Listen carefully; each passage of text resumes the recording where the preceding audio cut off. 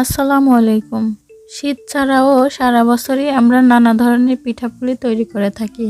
আর এই পিঠা তৈরি করতে আমাদের যে মূল উপাদানটি প্রয়োজন হয় সেটা হচ্ছে চাউলের গুঁড়া আর সুজি। আজ আমি ঘরেই ফ্রেশ চাউলের গুঁড়া এবং চাউলের সুজি তৈরি করে দেখিয়ে দিচ্ছি। এই চাউলের গুঁড়া তৈরি করতে যে কোনো ধরনের চাউলই ব্যবহার করতে পারবেন। আমি আজ একটা পাত্রে 3 কাপ চিনি গুঁড়া পোলার চাউল নিয়েছি। আপনারা চাইলে আতপ চাউল, সিদ্ধ চাউল এবং যে কোনো ফ্লেভারফুল চাউলও ব্যবহার করতে পারবেন। যদিও দেশ এবং দেশের বাইরে এই চালের গুঁড়া রেডিমেড কিনতেই পাওয়া যায়, তবে ঘরে তৈরি ফ্রেশ চাউলের গুঁড়ার পিঠার স্বাদটা একটু বেশিই হয়। আর সেজন্যই যারা দেশের বাহিরে এবং শহরে থাকেন তাদের জন্যই আমার আজকের আয়োজন। এখন যে চালটা দিয়ে আমি গুঁড়া তৈরি করব সেটা এভাবে পানি দিয়ে ভালোভাবে কষলে একটু পরিষ্কার করে ধুয়ে নিব। এতে করে চাউলের মধ্যে যে ময়লা থাকে সেটা ভালোভাবে বেরিয়ে যাবে। এভাবে আমি 3 থেকে 4 বার চাউলটা ধুয়ে নিয়েছি। আর ধোয়ার পরে আপনাকে 1 ঘন্টা বা 2 ঘন্টা ভিজিয়ে রাখতে হবে না, মাত্র 5 বা 10 মিনিট ভিজিয়ে নিলেই হবে। আর আপনারা যদি সিদ্ধ চাউল অর্থাৎ ভাতের চাউল ভিজিয়ে এভাবে গুঁড়া করে নিতে চান, সেক্ষেত্রে এই চাউল থেকে 5-10 মিনিট বেশি ভিজিয়ে নেবেন। এরপরে আমি একটা স্টিলের ছাঁকনি নিয়ে তার উপরে পানিটা ঝরানোর জন্য চাউলটা এভাবে একটু ছড়িয়ে দিচ্ছি। এতে করে চাউলের এক্সট্রা পানিটা তাড়াতাড়ি বের হয়ে যাবে।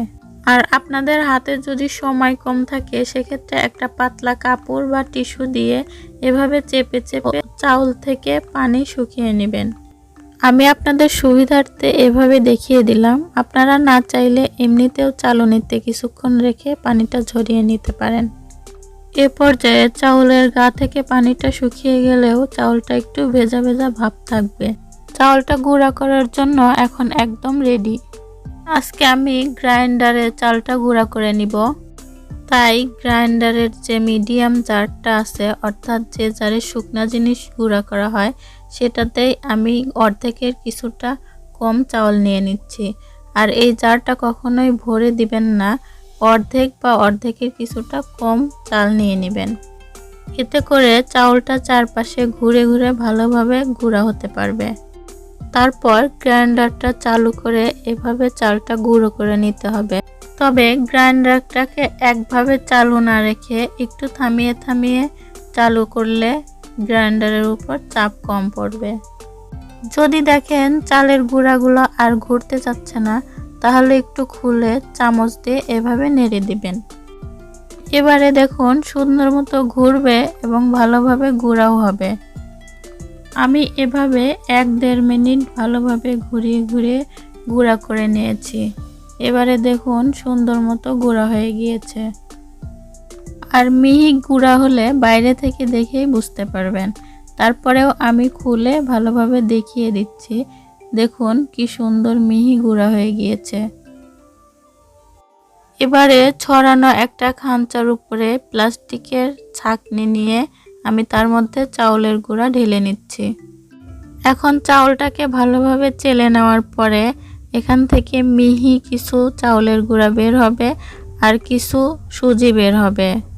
এই সুজিটা আপনারা সুজি হিসেবেও ব্যবহার করতে পারেন, তবে আমি এখন গ্রাইন্ডারের জারে নিয়ে এর মধ্যে আবার কিছুটা চাউল দিয়ে তারপরে গুঁড়া করে নিব এবং পরবর্তীবার দেখিয়ে দিব কিভাবে সুজিটা ব্যবহার করবেন। এভাবেই আমি কয়েকবারে আজকের চাউলটা গুঁড়া করে নিয়েছি। আপনাদের দেখানোর সুবিধার্থে আমি আরও একবার দেখিয়ে দিচ্ছি।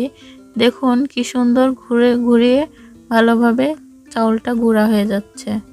আপনারা চাইলে এই পুরা চাউলটা পাটাতেও গুঁড়া করে নিতে পারেন, তবে পাটাতে আর গ্রাইন্ডারে যেখানেই করেন না কেন চাউলের পানিটা ঝরিয়ে একটু শুকিয়ে নিতে হবে, তাহলে গ্রাইন্ডারে এবং পাটাতে আটকে আটকে যাবে না, সুন্দর মতো মিহি গুঁড়া হবে।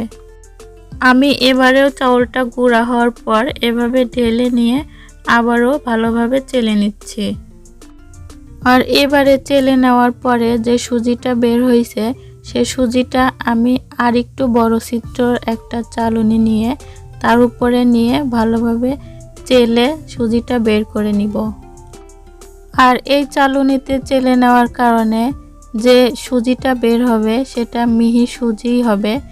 বড় বড় দানার যে চাউল ভাঙা বা আস্ত চাউল থাকবে সেগুলো আর সুজির মধ্যে যাবে না।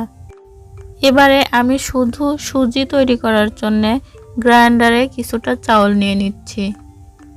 এবার গ্রাইন্ডার জারটা লাগিয়ে অল্প কিছুক্ষণ চালানোর পরে আমার সুজিটা তৈরি হয়ে যাবে। আপনারা একদম মিহি গুঁড়া না করে যখন দেখবেন সুজির মতো গুঁড়া হয়ে গিয়েছে তখন বড় ছিদ্রর একটা চালনি নিয়ে সুজিটা ভালোভাবে চেলে নেবেন, তাহলেই আপনাদের সুজি তৈরি হয়ে যাবে। আর এই সুজিটা বিভিন্ন ধরনের পিঠা পায়েসেও ব্যবহার করতে পারেন। আবার যাদের বাসায় ছোট বাচ্চা আছে তারা বাচ্চাদের রান্না করেও খাওয়াইতে পারেন। আজকে আমি এই চাউলের সুজিটা দিয়ে ভাপা কুশলি বা ভাপা পুলি পিঠার ভিতরের পুরটা তৈরি করব। আপনারা চাইলে এই চাউলের গুঁড়া এবং সুজি দিয়ে সঙ্গে সঙ্গেও পিঠা তৈরি করতে পারেন। আবার চাইলে কোনো এয়ারটাইট বক্সে ভরে ডিপ ফ্রিজে সংরক্ষণও করতে পারেন। দেখলেন তো কত সহজেই তৈরি হয়ে গেল আমাদের চাউলের সুজি আর চাউলের গুঁড়া। আর দেখে নিশ্চয়ই বুঝতে পারছেন চাউলের গুঁড়াটা কত মিহি হয়েছে। এখন আমি চাউলের গুঁড়াটা মেপে দেখিয়ে দিচ্ছি। আমার 3 কাপ চাউলে 6 কাপ গুঁড়া হয়েছে। আশা করছি আমার আজকের ভিডিওটি আপনাদের অনেকেরই কাজে আসবে। সবাই ভালো থাকবেন, আমার জন্য দোয়া করবেন। আল্লাহ হাফেজ।